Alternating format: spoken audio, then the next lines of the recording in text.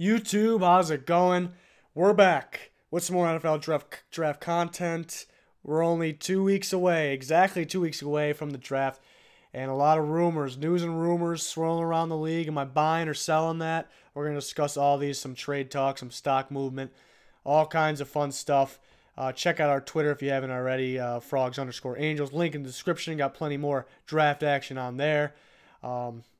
And, I want to hear you guys' thoughts in the comments on a video like this, on these topics we're going to go over. I want to hear your thoughts, maybe fans of the teams we're going to discuss. I want to hear your thoughts. But we're going to start with the team with the first pick in the draft. They also have pick 4. It's the Browns. Apparently, the Browns could be selecting Josh Allen number 1. Are you buying it? I've mentioned the last few weeks that it's between Sam Darnold and Josh Allen, so I'm not going to rule out Josh Allen, but I'm not really buying it. I think it's still Sam Darnold. We always hear this. We're 2 weeks away from the draft, 1 week away from the draft. We always hear this, and it's never. Sometimes it happens, but it's usually some sort of smokescreen. But the question is, why would the number 1 team be smokescreening? There's no reason to do it. So mainly the reasoning for them, Josh Allen linking to the Browns right now, is because he's a better fit. Maybe they view him as a better fit, and they're also interested in him. But I still think Darnold's the guy. Let me know what you guys think. Who's the guy? Are you buying this Josh Allen news? You see a lot of these new mocks coming out. Josh Allen's the pick. But it feels like all these people get fooled every year. They fall for the tricks. But it is the first pick, so why would you need the smokescreen if you're picking 1 and you're going to pick a quarterback 1? Maybe it's for pick 4. Maybe that means they're not picking a quarterback 1. But I think it's Darnold or Allen. I'm going with Darnold right now. I'm not really falling for it. But I would not rule Allen out completely. On to pick 2, a trade maybe involving pick 2.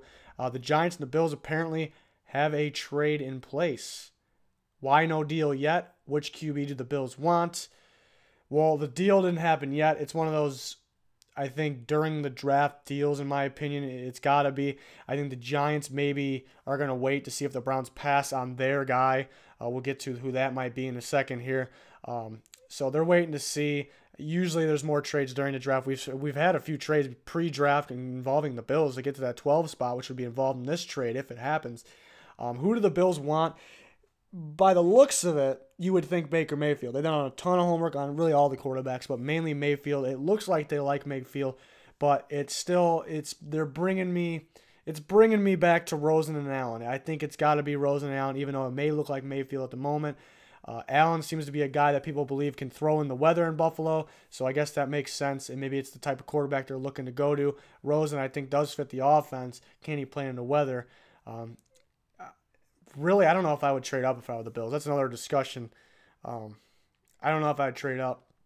I think you have other needs, a lot of other needs, not like giant needs, but you need offensive line now. No more Cordy Glenn, Incognito retiring. You need more offensive line. I'm staying put. In my opinion, I would stay put. There's going to be a quarterback at your pick. Maybe you don't have to pick one. You can roll with A.J. McCarron. I don't know if I like the sound of that either, but I'm never a fan of giving away draft picks unless you're pretty much set except for one position. So, I'm not ruling the Bills out. They can be a good team. They can maybe get back to the playoffs again, but I don't know if I would do this trade. We'll see what happens. But back to the Giants. Maybe back to the question on why no deal yet. Well, apparently Darnold is plan A for the Giants and Bradley Chubb is plan B. I only believe half of this only if the trade blueprint is true. So we're going to say, I'm going to trust the source there. We're going to say that the trade, maybe there's no set trade, but they're in heavy talks about it, or we're in heavy talks about it if a certain player is gone. And I think that Sam Darnold plan A could be true if the trade is true, because they're waiting to see if the Browns pass on Darnold. If they do, they're not trading, they're taking Darnold. Now, Bradley Chubb cannot be plan B if the trade is an option, because plan B would be the trade if their guy isn't there. So, Josh Rosen is also in the link to the Giants, so it's a big discussion there. If I were the Giants and I'm choosing between Rosen and Darnold, I'm not trading back. I'm choosing Rosen. That's just my take. Yeah, it's really another thing is, are the Giants going to be picking 2 again, and the draft class next year or in the future doesn't look as good.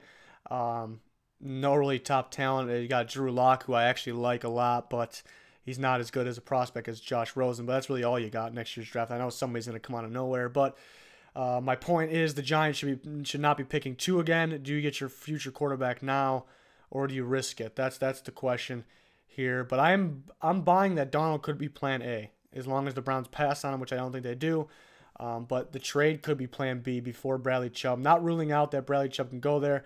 But the fact that about 2 days ago it came out that the Giants are telling reporters that they're super high on Bradley Chubb, really impressed with him, and he's in play at number 2, tells me that it's a little bit of smoke screen. You don't just come out and say that 2 weeks before the draft. It just doesn't.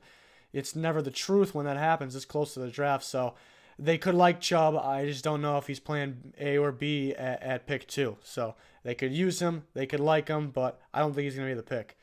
I'm doing another team picking in the top 10, the Bears. The Bears are apparently high on Denzel Ward and Quentin Nelson. Denzel Ward, the corner from Ohio State, Quentin Nelson, offensive lineman from Notre Dame. But they're also very interested in trading back. Do they stay or do they trade? If you're a draft fan or a Bears fan, let me know. What would you want to do? Would you stay or trade in this scenario with Denzel Ward and Quentin Nelson on the board? Or maybe if only one of these guys on the board. Let me know what you think. I want to hear the Bears fans or draft fans' thoughts.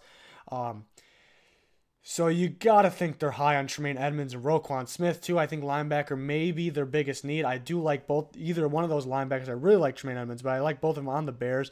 Quentin Nelson's an obvious one that they're interested in. But Denzel Ward, is he worthy of the 8th pick? Most believe yes. I don't know if I'd take him at 8. I like him, but I think that's a little early, just in my opinion. I may be one of the only ones covering the draft here that think 8 may be a little early. But I do like his talents. But other talent and pick 8, with the option to trade back, those are all more appealing to me than Ward at 8. But maybe you trade back a little bit, still get Ward. That would be something else. But what do you think they do here? Do you think they're staying? You're trading? What would you want to do if you were them? You would think if Quentin Nelson or Tremaine Edmonds was there, you may have to take them at 8. You may not want to trade back, but Pace been there. What has he been there? 2 years. They trade up 2 spots for Leonard Floyd. They trade up 1 spot for Mitchell Trubisky. So could it be the opposite of these rumors? They seem to fall in love with the guy and have to go get him. But a different draft. This is a different draft. Quarterbacks are going to push guys down. They got their quarterback last year, so maybe that looks better now. They could stay put or trade back and still get a very talented guy, very good value for their pick. So again, let me know what you think here about the Bears. But we're not done with the Bears. Apparently, they are very high on cornerback Isaiah Oliver from Colorado. Now, the question is he the trade back option if you trade back late first, or is he a second round option for them? Where are they looking to take him? People are pretty split on him. Late first, you see a lot, but I'm more comfortable early second. You see other people more comfortable early second. But they have an early second round pick, but is it just a few picks too late? They got to trade up in there. Or again, is it a trade back option in the first? Could be. Wouldn't be a bad pick, but the reason I feel more comfortable with him in the second is some of his tackling inconsistencies. I think he can tackle. Sometimes it looks like he didn't want to. Maybe his angles aren't right there. Excellent downfield coverage. Maybe the best in this draft, maybe because his pass deflections. Maybe he's getting away with it because his wingspan, his athletic ability against college receivers. Maybe it doesn't work out against NFL receivers, but I do like his downfield coverage, his play on the ball. Not going to get a ton of interceptions, but reminds me of Witherspoon from last year from Colorado, which I said Witherspoon was a late first-round pick. Nobody else really did. Isaiah Oliver, people are saying late first-round pick, and I'm saying more early second. So it's kind of the opposite. I was more of a fan of Ahkello Witherspoon from last year than Oliver, but very similar. I can understand if Oliver goes late first, I'm not going to bash the pick. But, again, I feel more comfortable early second. So where will the Bears think about taking him? Is this true? It sounds like it's true. It sounds like they have heavy interest in him. This isn't just them telling some reporter they do. This is they've been reported doing their homework on him, talking to other ex-coaches of his, seeing their thoughts. Can he play in their defense? The Bears defensive coordinator knows his ex-coaches very well, apparently. So this seems to be legit. That doesn't mean they're going to end up with him. It doesn't mean they're going to trade back for sure to get him. Other teams going to like him too. So, but again, to bring back 2 other guys that the Bears could be interested in, or really any team picking inside the top 10 or maybe top 15, we should say. The 2 linebackers, Roquan Smith, Tremaine Edmonds. Teams are apparently split on the top linebacker in the class. Half the teams that are looking for a linebacker say Smith is the best. Half say Edmonds is the best. Maybe it depends on the scheme. Maybe they just like the player better. One player is they just think he's better overall. Who do you got? I want to know who you guys got. Roquan Smith versus Tremaine Edmonds. Maybe you're basing it off your team. Who would you rather have? Maybe who you just think has the best upside. Who's the best linebacker? I love both these guys. Easily both top 10 on my board. I am a big Tremaine Edmonds guy, though, so I'm picking Tremaine Edmonds. I really love Roquan Smith's game, too, though, so not to knock him. But I really like Edmonds. He's a top 3 player in this draft for me. So much upside. And a lot of these guys with you say have so much upside, they're usually not ready to play yet. But this guy can play right now, and he has a ton of upside and a freakish ability. So I do like Tremaine Edmonds. Love Roquan Smith, too. I expect them both gone. Both of them should be off the board just outside the top 10, I would say. I think both in play. We were talking about the Bears. I think they're both in play there and around that range. On to 2 other elite defensive talents in the draft that could go in that range. Teams believe Derwin James and Minkah Fitzpatrick will be selected outside of the top 10. What is the reasoning for this? Is it other talent combined with the quarterbacks pushing these guys back? Is it something with them? Are we viewing them better than they actually are, or teams view them? I honestly I can see both of them sliding outside the top 10, mainly because the quarterbacks push everybody back. Maybe more important positions push them back. But I still think one of them is going to go top 10. If I had to put money, I'd say Derwin James. I like him in that Bucks range. Fitzpatrick, I understand slipping because what position is he? He's very smooth, very good technique, can do multiple things well. I think he's more of a slot guy, had more snaps in the slot in his college career. Nick Saban's on record saying, well, he would play well in the slot, but he sees him, if it's corner versus safety, he sees him more as a safety at the next level. Now, it sounds like media experts like him better at corner than safety. So that's the question. That's why I understand Fitzpatrick dropping. Where will he play? How much value do you put into that slot position? Hard position to play. It's being used more and more, so maybe there's a few teams out there that value it way higher than other teams. So I think they're both worthy of top 10 picks. I think for sure one's going to go outside the top 10. If I had to put money on which one slides outside the top 10, it's Minkah Fitzpatrick, just because with the reasons I just explained. Because where is he going to play? How high do you value the slot position? But both very good talents. We will see what happens with them. Very interesting there. A team outside the top 10 that I think that could draft one of these guys if they don't go for a quarterback, we're going to talk about now, is the Miami Dolphins. The Dolphins evaluating quarterbacks Baker Mayfield and Josh Allen recently, right now actually. Do they trade up is the question. People assume they're going to trade up since they're talking to one of these guys, or do they stay and pray? What I mean by that is, do they stay at their pick and pray that one of these guys drops to them, which is very realistic. Again, it was reported, I think, by Rappaport that they are very interested in Mayfield and Allen. They're evaluating them right now, and people are assuming they trade up. They're going to trade up for one of these guys, or they want to. No, it doesn't really mean that. They have other needs. They want to hang on to their draft picks. I'm not ruling them out for trading up, but if I were them, and in my opinion, I think they're doing their homework on these guys, because if one of them drops, I think you can see one of these guys in the top 3, and then after that, one guy, I mean, maybe they won't be there, but I think they could drop here.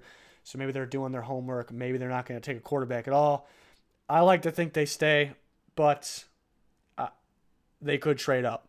They could trade up. We will see. I think they have other needs. They want to hang on to other draft picks. We will see. But on to another team, maybe looking at a quarterback with 2 first-round picks. It's the Patriots. Patriots are considering Lamar Jackson if available. Am I buying or selling this? I want to know if you're buying or selling this as well down in the comments section. But I'm selling it. Before this was reported that they like Lamar Jackson, I probably would have been buying it without them saying anything. Now that they said this 2 weeks ago to the draft, it tells me that they're playing games, blowing some smoke. They want another quarterback, or maybe they don't take a quarterback at all in the first round. I just don't. Patriots are a smart team, and normal teams don't do this anyways. They don't go out and say, when they have 2 picks in the mid to late first round too, it's not like you're picking first. They go out and say they want this quarterback. It doesn't really make sense to me. I'm selling it. I'm not going to say 0% chance they take him. I would love to see him on the Patriots. That'd be very fun, very interesting. I actually was saying it was probably a possibility before they said this. Now that they say it, it's less of a possibility. And that's just my opinion. It's just from what we've heard and seen from past drafts, really. We've seen it so much. it's just smokescreen season. That's what it is right now. So let me know if you're buying or selling it. I would love Lamar Jackson on the Patriots. I know most of you probably would too. Any Patriots fans, let me know what you think about the idea of possibly getting Lamar Jackson on your team to back up or to be the future quarterback, really, in near future. On to another prospect, Leighton Vander Esch. Teams view him as going in the top 20. Question is Vander Esch worth a top 20 pick? Is he actually going top 20? Recently, he had a visit with the Tennessee Titans. It was canceled. And the reports were that it was canceled because they view they have no shot at him. He's going to go inside the top 20. That's kind of weird to me.